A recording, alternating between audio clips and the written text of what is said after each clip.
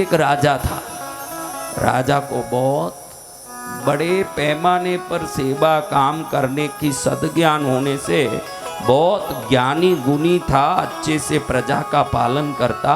उम्र बढ़ता गया तो उसको लगा कि मैं प्रजा को देखा, कोष को देखा, राजमहल को देखा, परिवार को देखा, देश को देखा, मैंने खुद को नहीं देखा, खुद को नहीं देखा।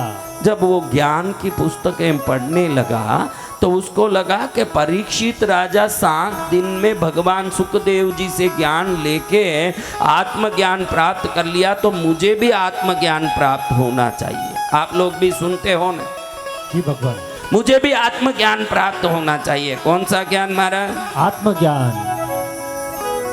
तो राजा ने सोचा आत्मज्ञान कैसे प्राप्त होता है। अच्छा, परीक्षित महाराजा ने सुखदेव जी से कथा सुनी, भागवत। 7 दिन में भागवत सुनने से उनको आत्मज्ञान हो गया, तो मैं भी भागवत सुनूं। किनके मन में आया? राजा के मन में आया, मैं भी भागवत सुनूं, मैं भी भागवत सुन के भागवत भक्त बनूं। मंत्री जी, कोई ऐसे भागवतकार देखिए जिनके सुनने से मेरी आत्मा को आत्मज्ञान प्राप्त हो, मैं भी उत्तम ज्ञान प्राप्त करूं। मंत्री जी ने चारों तरफ से तपास करवाया, चारों तरफ से ढूंढा तो मालूम पड़ा कि देश में ऐसे भागवतकार हैं, सकल कला निधि सर्व वेद ज्ञान संपन्न सर्व भागवत ज्ञानाश्रय महानिधि भागवत का। मंत्री ने आके राजा को कहा कि ऐसे भागवतकार हैं, 18 अध्याय कंठस्थ बोल सकते हैं। क्या बोल सकते हैं? 18 अध्याय। 18 अध्याय कंठस्थ बोल सकते हैं ऐसे भागवतकार। तो उन भागवतकार से कथा सुने। राजा बोला बहुत अच्छी बात है, कथाकार को बोलिए कि राजमहल में आए, जो साप्ताहिक कथा होती है उसको 2 महीने में विस्तृत रूप से धीरे धीरे बोला जाए, धीरे धीरे बोला जाए। हर दिन कथा का उनको 100 सोने की मुद्राएं दी जाएगी। कितनी? 100 सोने की मुद्रा प्रतिदिन। अब मंत्री आदमियों को भेजा कथावाचक के यहाँ, और हाथ जोड़ के उन लोगों ने निवेदन किया, महाराज जी, राजा आपसे कथा सुनना चाहते हैं राजमहल में, 2 महीने के लिए आपको कथा करनी है। सुनते ही कथाकार को लगा राजा सुनेंगे मेरी कथा? अरे आज तक तो गलियों में सुना रहा था, उधर पंडालों में सुना रहा था, अब राजमहल में सुनाऊंगा। जब लौटूंगा पूरे देश में नाम होगा कि राजा को कथा सुनाए हुए हैं। किनको कथा सुनाए हैं? राजा को। राजा को कथा सुनाए हुए महाकथाकार हैं, इनकी कथा तो सुनना चाहिए, सब में उल्लास बढ़ेगा। जी भगवान। और मंत्री के आदमियों ने कथाकार को बता दिया कि राजा ने कह दिया है कि हर दिन आपकी कथा पूरी हो, उसके बाद आपको 100 स्वर्ण मुद्राओं की थैली भेंट की जाएगी। 100 स्वर्ण मुद्रा। दिल में प्रसन्नता। अभी विनोद आचार्य कहीं जाएं और मन लगा के कहें कि मेरे को पेमेंट 11,000 प्रतिदिन लेना है, और सामने वाला कहें कि भैया ये बड़ा ही काम हमारे देश के यहाँ जमींदार का हो रहा है, तो आपको रोज 1 लाख रुपया दिया जाएगा। जय गुरुदेव। आनंद ही आनंद। अब देखो चेहरा, इतने दिन 30 दिन से कथा सुनी, उसमें कोई भी प्रकार से चेहरे में अभी तक तो 16 दांत ही दिख रहे थे, आज तक कितनी बड़ी बड़ी अच्छी बातें बताई, लेकिन जैसे ही पेमेंट रोज का 1 लाख बोला, पूरा 32 दांत ही दिखने लगे। वो भी कितने दांत दिखे? आपकी कृपा से ही सब संभव है गुरुदेव। संभव है। देखो तो कथाकार को कितना आनंद आया। रोज कितना मिलेगा? 100 स्वर्ण मुद्रा। 100 स्वर्ण मुद्रा मिले, उससे बढ़िया आनंद का काम क्या है महाराज? 100 स्वर्ण मुद्रा मिलेगा। आज तक 7 दिन कथा करते थे ना, पूरा 7 दिन तो 5 मिलते थे, पूरा 7 दिन कथा करें, अंतिम दिन में 1 नारियल और 5 सोने की मुद्रा लेके घर आते, उसमें ही पत्नी खुश हो जाती, क्योंकि दूसरे कथाकार को तो सोने की मुद्रा ही नहीं मिलती, तांबे के ही सिक्के मिलते। ये सबसे बड़े कथाकार थे, इसलिए इनको क्या मिला? सोने की मुद्रा। कितनी? 5। कितने दिन में? 7 दिन में 5। और यहाँ राजा कितना देगा?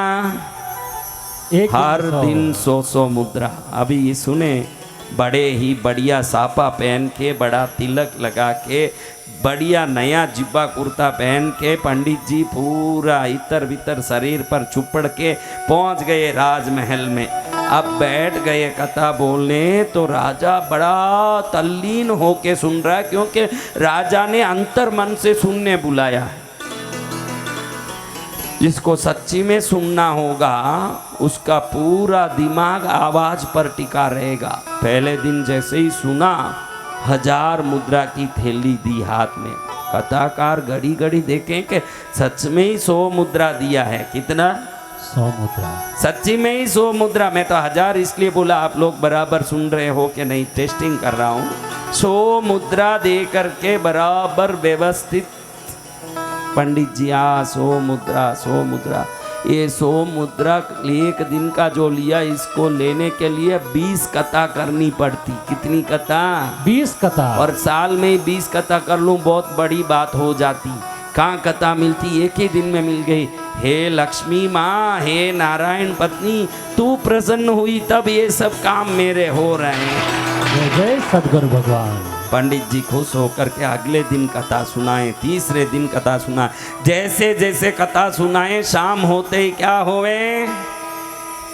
हाँ, आनंद। 100 मुद्राओं की थैली मिले। अब थैली ले लेके इधर इकट्ठा करें। राजा को 2 महीने तक कथा सुनाया। 2 महीने में 60 थैलियां मिल गई पूरी। अब वो थैलियों को घड़ी घड़ी उठाएं, घड़ी घड़ी रखें, घड़ी घड़ी उठाएं, घड़ी घड़ी देखें, कभी कभी तो हिला के देखें कितना अच्छा आवाज आ रहा है, कितना आनंद आ रहा है, कितना। देखो, कई ऐसे नालायक लोभी लोग हैं जिनको बच्चे हंसे उस पे, उसमें कोई आनंद नहीं आवे, सिक्के छलके उसका आनंद आए। ऐसे मूर्ख भी कई दुनिया में है। जिस घर में बच्चों की खिलकारी आती हो उसमें कितना आनंद है। उसको बच्चा से आवाज बंद कर, घर में क्या आवाज कर रहा है, घड़ी घड़ी चिल्लर को यूं उछाल उछाल के आवाज सुनेगा। ऐसे मूर्ख भी संसार में है। देखो, पंडित जी भी ऐसे ही हैं भाई, पैसे के सोने के द्रव्यों को। अब राजा 2 महीना पूरा हुआ।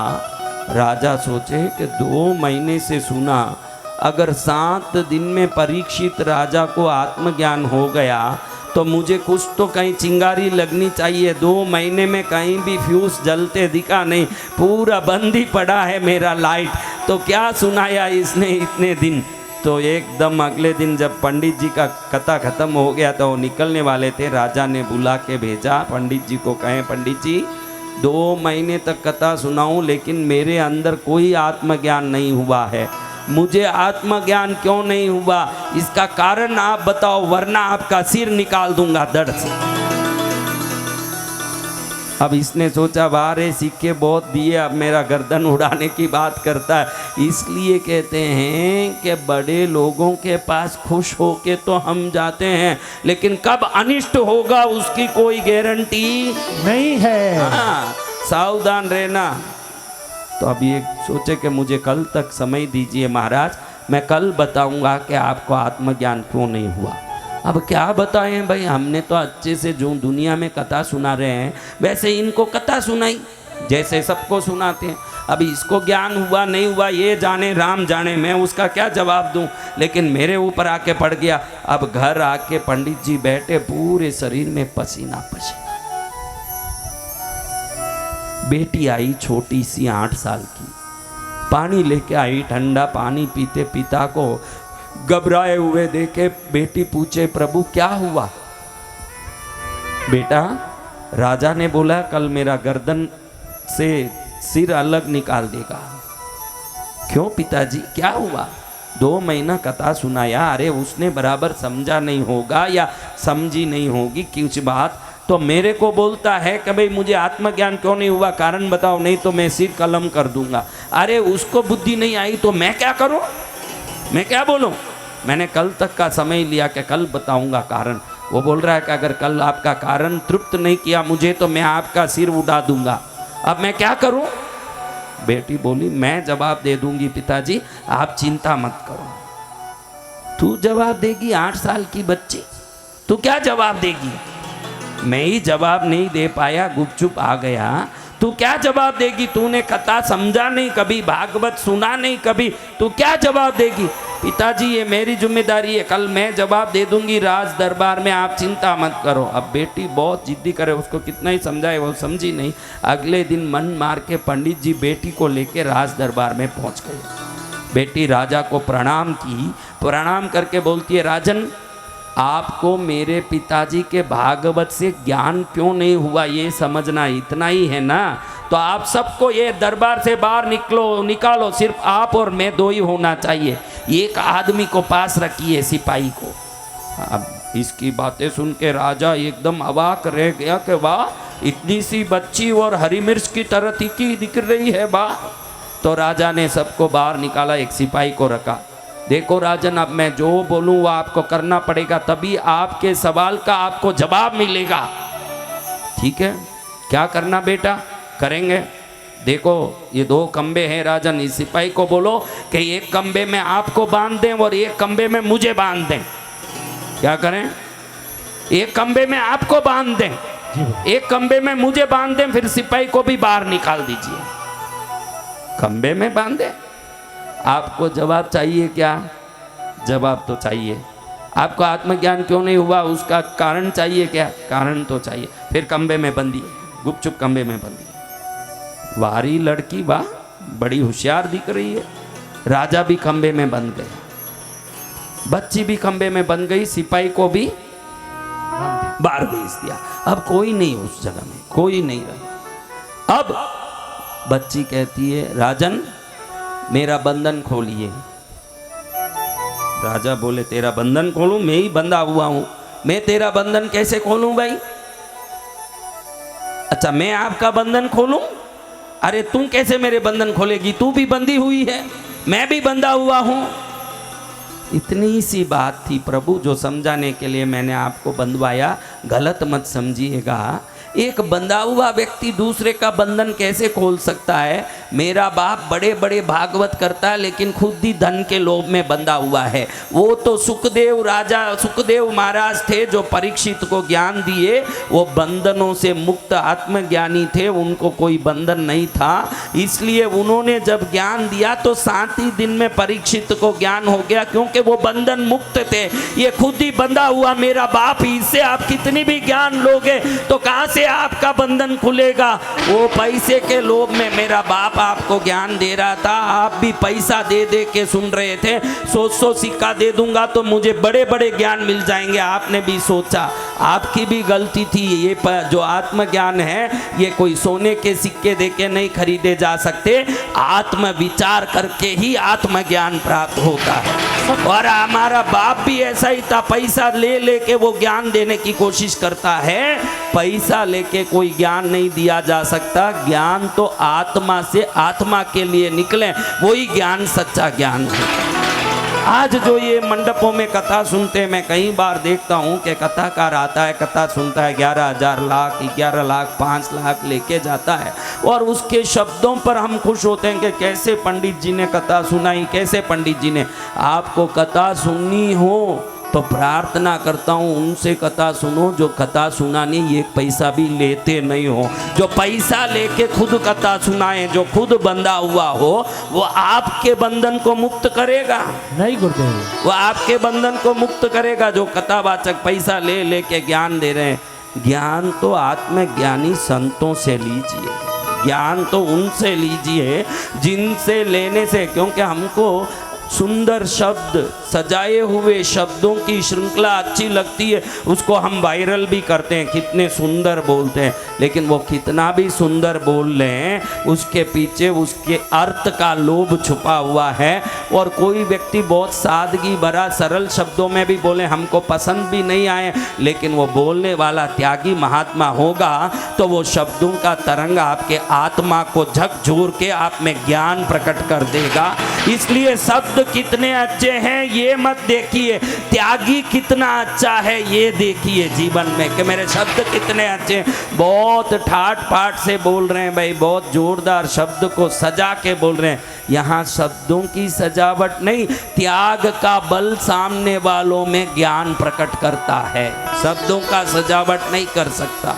जहाँ त्याग का बल होगा वहाँ सुनने वालों के आत्मा में उन बातों के प्रति जिज्ञासा और मुक्त होने की इच्छा प्रकट होगी, उसके बगैर वो प्रकट होने वाली नहीं है। इसलिए जब भी सुनो, जो खुद खंबे में बंधा हुआ है या नहीं है, ये बात को अच्छे से समझ के सुनोगे तो आप भी बंधन से, क्योंकि अगर वो खंबे में खुद बंधा हुआ नहीं है तो बंधे हुए को खोल तो सकेगा, क्योंकि उसके दोनों हाथ मुक्त है खोलने के लिए। जो खुद बंधा है वो दूसरे को क्या खोलेगा महाराज? नहीं गुरुदेव। इसलिए ज्ञान लेना हो तो त्यागी संतों से,